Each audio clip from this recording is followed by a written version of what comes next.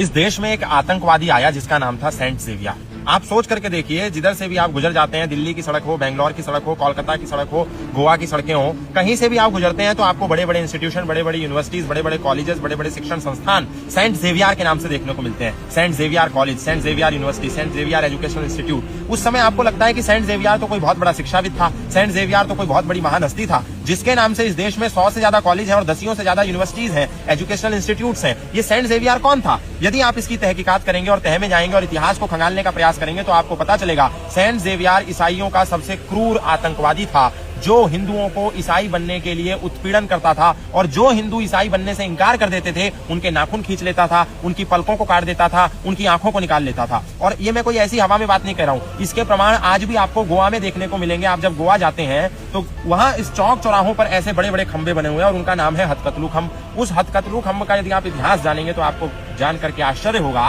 वो हथकतलू खंब एक ऐसा खंब था जहां पर सेंट जेवियर के आदेश के अनुसार जो व्यक्ति ईसाई बनने से इंकार कर देते थे तो शाम तक उनके हाथों को काट करके उस हथकतलू खंब में ले जाकर के लटका दिया जाता था, लोगों में ये भय पैदा करने के लिए यदि तुम ईसाई नहीं बनोगे तो तुम्हारे हाथ काट करके हथकतलू खंब में टांग दिए जाएंगे।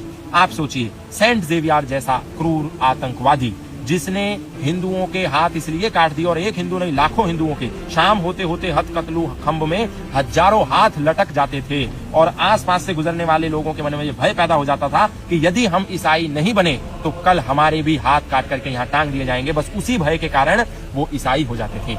सोचिए, ऐसे क्रूर आतंकवादी के नाम पर आज भी भारत में कितनी यूनिवर्सिटीज, कितने एजुकेशनल इंस्टीट्यूट्स, कितने कॉलेजेस, कितने एजुकेशन सेंटर्स बने हुए हैं और हमको लग रहा है ये कोई बहुत महान आदमी था।